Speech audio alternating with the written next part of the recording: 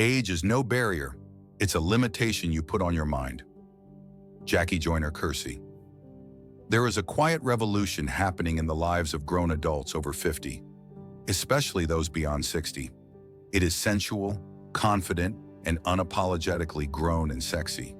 It is no longer bound by the myths that menopause means the end of desire, or that erectile dysfunction marks the death of intimacy. These are outdated scripts. It's time to write a new one. The end of the reproductive cycle is not the end of the erotic life. Menopause is a biological shift, not a spiritual expiration date. While hormonal changes may alter the experience of arousal, lubrication, or sexual spontaneity, many women report a deepening of intimacy after menopause. Why? Because the anxiety of fertility is gone, the pressure to perform has faded, and what's left is a chance to reconnect with pleasure on one's own terms. Men, too, are often navigating their own transitions. Erectile dysfunction, ED, is common after 50 and becomes more so with age. But it's not a moral failure, nor should it signal retreat. Intimacy is a full-body, full-soul experience, not a one-act play with one actor.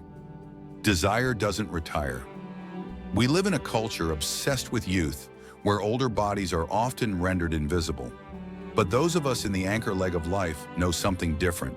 Maturity enhances desire. We know what we like. We've learned how to communicate it. We value connection over conquest, sensation over performance, presence over pressure. It is this shift from performance to presence that transforms late-life intimacy. Rethinking sex and intimacy. Let's be clear, sex after 60 can be better than ever, but it requires a different script. Slower is better. The nervous system changes with age. Touch, anticipation, and emotional safety are more powerful than brute speed. Communication is essential. What once came easily or automatically now requires a conversation. But that's not a weakness, it's wisdom. Lubrication is not optional. For many women, lubrication is a game changer post-menopause. There's no shame in using help. Erectile aids exist. From medication to devices to psychological support, men are not alone in dealing with ED. Redefining what counts as sex, kissing, touching, sensual massage, shared baths, erotic conversation. These are not foreplay, they are the play. The power of emotional intimacy. Sex without emotional connection often feels hollow in later life. But intimacy grows deeper when you've lived long enough to know how fragile life is and how precious connection can be. A gentle touch at night, an eye that sees past wrinkles to the soul, the presence of someone who accepts you without needing you to pretend or perform, these are the new erotic currencies.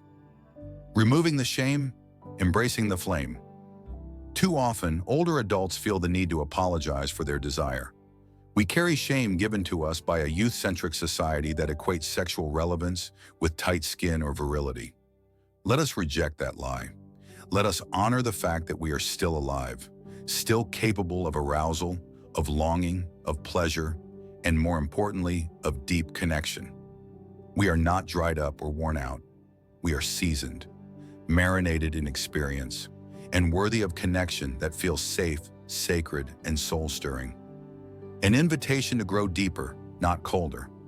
If you're in your 50s, 60s, 70s, or beyond, your capacity for intimacy has not faded. It has evolved. Whether you're single and exploring or partnered and renewing, your desire is sacred. You deserve to explore it without apology. Let this be the decade you reclaim your sensual self, not with the reckless hunger of youth, but with the delicious depth of maturity. That is the essence of being grown and sexy without apology. MindSpa Reflections. What has changed about your relationship with intimacy and desire in the last 10 years? What would it look like to honor that change without shame? A note to my readers. If this message speaks to where you are in life, let's talk. Book a one-on-one consultation and begin your transformation journey today. You're also invited to subscribe to my newsletter and share it with those who may benefit. I'm available to bring this message to your organization or audience through keynotes, workshops, or customized seminars. I don't write to convince or convert. only to share insights gained from years of observation, study, and experience. These are simply perspectives offered to inspire thought, not debate. If my words resonate with you, I welcome that. If not, I invite you to take what serves you and leave the rest. My consultation sessions are different. They are sacred spaces where I partner with individuals who are seeking clarity, transformation, and growth. If that's what you desire, I would be honored to support your journey. Until then, may you continue forward with curiosity and grace,